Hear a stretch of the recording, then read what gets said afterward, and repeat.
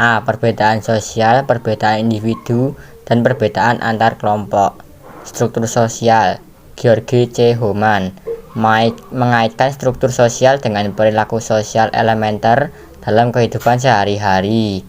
Takot Parsons berpendapat bahwa struktur sosial adalah keterkaitan antar manusia. Surjono Sukanto melihat struktur sosial sebagai sebuah hubungan timbal balik antara posisi-posisi sosial dan antara peranan-peranan sosial. Diferensi sosial. Diferensiasi berdasarkan ras menunjuk pada banyaknya ras yang ada di dunia ini. Ras yang banyak mendiami daratan Asia adalah ras Mongoloid dengan ciri kulit warna kuning sampai sawo matang, rambut lurus, bulu badan sedikit, dan mata sipit. Stratifikasi sosial. Kelas-kelas sosial wujud stratifikasi sosial terbagi menjadi 3. Dari segi ekonomi. Berdasarkan ekonomi, Aristoteles membagi masyarakat menjadi 3, yaitu kelas dari golongan sangat kaya, golongan kaya, dan golongan miskin. 2. Segi sosial. Dalam hal ini, masyarakat dikelompokkan atas dasar status. 3. Segi politik. Stratifikasi sosial secara publik berdasarkan pada kemanusiaan. B. Multidimensi identitas dalam diri subjek, individual maupun kelompok. Seorang prajurit dengan gagah dan berani berperang di medan pertempuran, serta seorang disebut tokoh masyarakat karena dapat memberikan teladan bagi anggota masyarakatnya. C. Heterogenitas dalam kehidupan bermasyarakat. Gejala-gejala sosial akibat heterogenitas pekerjaan. Peradaban di bumi ini semakin lama semakin berkembang, baik untuk di kota maupun di desa sekalipun. Hal ini dipengaruhi oleh beberapa faktor, antara lain perkembangan ilmu pengetahuan dan teknologi, kemudian kemajuan transportasi dan komunikasi. Faktor-faktor inilah yang pada akhirnya menyebabkan semakin beragamnya jenis pekerjaan dan mata pencaharian di masyarakat. Kemudian, gejala-gejala sosial akibat heterogenitas jenis kelamin. Sejak abad ke-20, mulai muncul para laki-laki yang memiliki pekerjaan yang awalnya identik dengan profesi perempuan, seperti menjadi desainer, juru masak, dan lain sebagainya. Tapi bukan hanya itu, ada pun kebalikannya. Banyak perempuan yang mulai bekerja sebagai pilot, dokter, bahkan kepala lembaga negara sekalipun. D. Penghargaan atau penghormatan terhadap keanekaragaman atau heterogenitas sosial. Dalam lingkup masyarakat modern saat ini, keanekaragaman etnis atau suku bangsa, ras, dan budaya merupakan sebuah keniscayaan. Kemajuan arus informasi, komunikasi, dan transportasi merupakan penyebab hal itu terjadi. E. Nilai dan norma sosial. Nilai sosial adalah nilai yang ada dalam kehidupan masyarakat. Contohnya adalah perbuatan saling menolong, yang merupakan sesuatu yang bernilai dalam masyarakat. Ciri-ciri nilai sosial. Yang pertama, konstruksi masyarakat sebagai hasil interaksi antar warga masyarakat memiliki contoh, yaitu saat diadakannya arisan warga masyarakat. Yang kedua, ciri-ciri sosial tercipta karena disebarkan antara sesama warga masyarakat. Yang ketiga, terbentuk karena melalui sosialisasi dan melalui tahap proses belajar.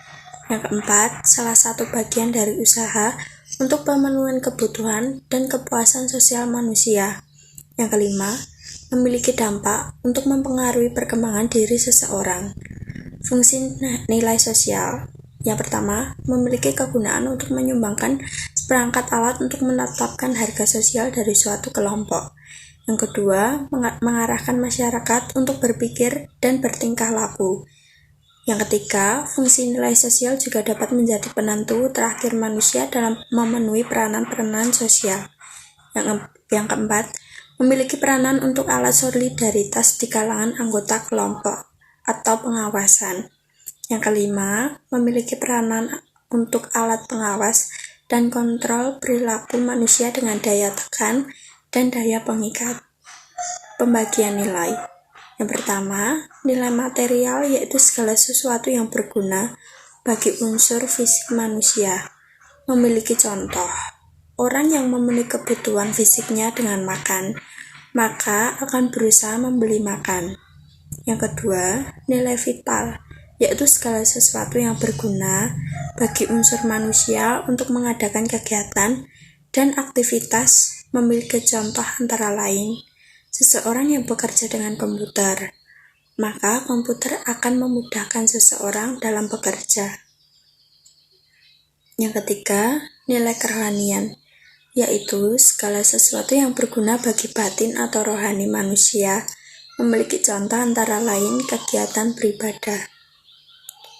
Norma sosial, kebiasaan umum atau aturan yang menjadi pedoman perilaku yang sudah ada dalam suatu kelompok masyarakat dan memiliki batasan wilayah tertentu.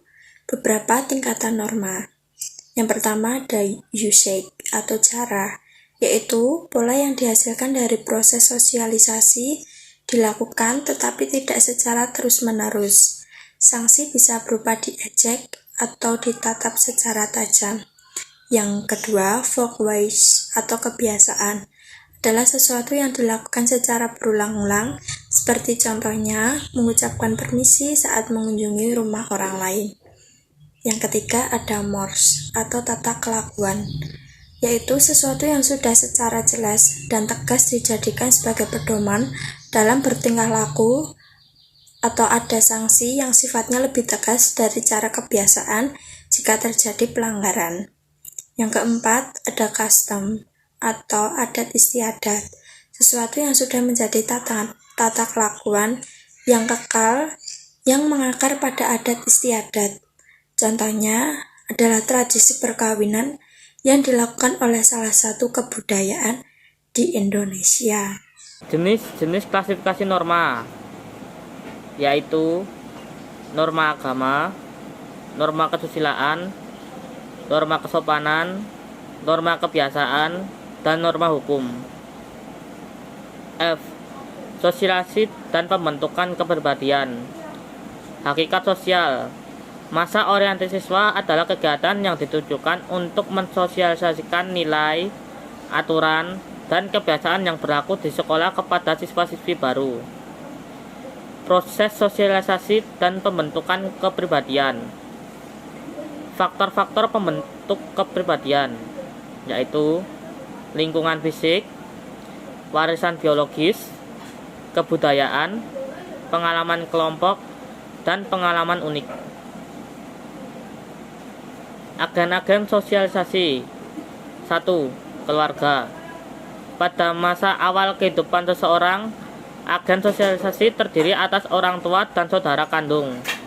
Namun, dalam masyarakat yang mengenai sistem keluarga luas, agen sosialisasi mencakup paman, bibi, kakek, dan nenek. 2. Kelompok sebaya atau permainan. Setelah anak dapat berjalan, berbicara, dan berpergian, ia mulai bertemu dan berinteraksi dengan teman sebayanya yang biasanya berasal dari keluarga lain. Agen-agen sosialisasi yang ketiga adalah sekolah. Sekolah adalah lembaga pendidikan yang sifatnya formal, non-formal, dan informal, di mana pendiriannya dilakukan oleh negara maupun swasta dengan tujuan untuk memberikan pelajaran, mengelola, dan mendidik para murid melalui bimbingan yang diberikan oleh para pendidik atau guru. Di sekolah, seseorang akan mempelajari hal baru yang tidak diajarkan di dalam keluarga maupun kelompok sepermainannya. Yang keempat adalah media massa. Media massa adalah sarana penyampaian pesan yang berhubungan langsung dengan masyarakat luas. Media massa juga merupakan bentuk komunikasi dan rekreasi yang menjangkau banyak orang. Media massa terdiri dari media cetak, yaitu radio, televisi, internet, film, kaset, dan CD. Penyimpangan sosial. Yang pertama adalah teori Karl Marx yang dikenal dengan sebutan teori konflik. Menurut Marx, perilaku penyimpangan merupakan perilaku yang didefinisikan atau dibentuk oleh pihak yang berkuasa untuk melindungi kepentingan mereka sendiri. Sedangkan menurut Emil Durkheim, keseragaman semua anggota masyarakat tentang kesadaran moral tidak dimungkinkan. Tiap individu berbeda satu sama lain karena dipengaruhi oleh beberapa faktor seperti keturunan, lingkungan fisik, dan lingkungan sosial. Sifat-sifat perilaku menyimpang.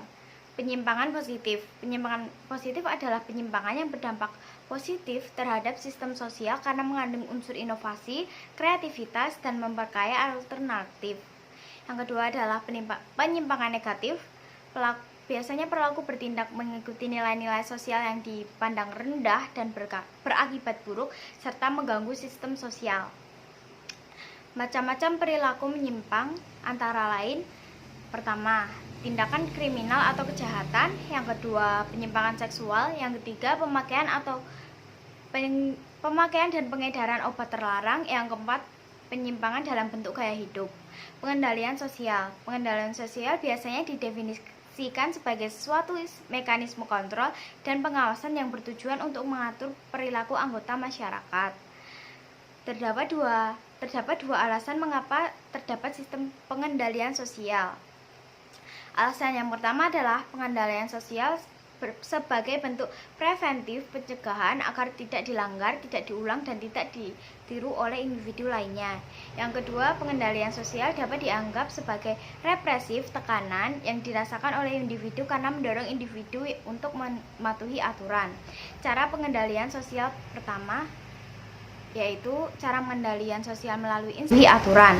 Cara pengendalian sosial pertama yaitu cara pengendalian sosial melalui institusi dan melalui non-institusi. Cara pengendalian sosial tahap 2. Yang pertama, cara pengendalian melalui lisan, yaitu dilakukan dengan mengajak orang menaati aturan dengan menggunakan bahasa lisan. Yang kedua, cara pengendalian melalui simbolik, yaitu dilakukan melalui tulisan, spanduk, dan iklan layanan masyarakat. Yang ketiga, cara pengendalian melalui kekerasan, yaitu menekankan pada tindakan atau ancaman yang menggunakan kekuatan fisik. Berikutnya, cara pengendalian sosial tahap 3. Yang pertama, cara pengendalian melalui imbalan, yaitu seseorang diberi imbalan atas tindakannya agar berperilaku sesuai dengan nilai dan norma sosial yang berlaku. Yang kedua, cara pengendalian melalui hukuman. Cara ini bertujuan untuk memulihkan keadaan seperti sebelum terjadi pelanggaran. Selanjutnya, cara pengendalian sosial tahap 4. Yang pertama, cara pengendalian sesuai formal. Cara pengendalian sosial oleh lembaga-lembaga resmi yang memiliki peraturan-peraturan resmi. Yang kedua, cara pengendalian sosial informal. Cara pengendalian sosial yang dilakukan oleh kelompok yang kecil, akrab, bersifat tidak mempunyai aturan-aturan resmi. Peran lembaga formal dan informal dalam pengendalian sosial. Yang pertama, polisi. Polisi sebagai aparat negara bertugas memelihara keamanan dan ketertiban serta mencegah dan mengatasi perilaku menyimpang anggota masyarakat sehingga tercipta ketertiban. Yang kedua, pengadilan. Pengadilan merupakan alat pengendalian sosial agar seseorang berhati-hati dalam bertingkah laku, sehingga tidak terjadi penyimpangan. Pengadilan akan memberi sanksi tegas kepada siapapun yang terbukti bersalah melanggar aturan hukum yang telah ditetapkan. Ketiga, tokoh masyarakat. Tokoh masyarakat adalah orang yang memiliki pengaruh atau wibawa, sehingga ia dihormati dan disegani masyarakat. Tokoh masyarakat formal diangkat dan dipilih oleh lembaga negara dan bersifat struktural, seperti presiden, ketua DPR atau MPR, dirjen, bupati, dan lurah. Yang keempat, media massa. Media massa seperti koran, TV, dan radio merupakan lembaga yang cukup efektif dalam proses pengendalian sosial. Dampak yang ditimbulkannya cukup besar karena dapat diakses banyak orang.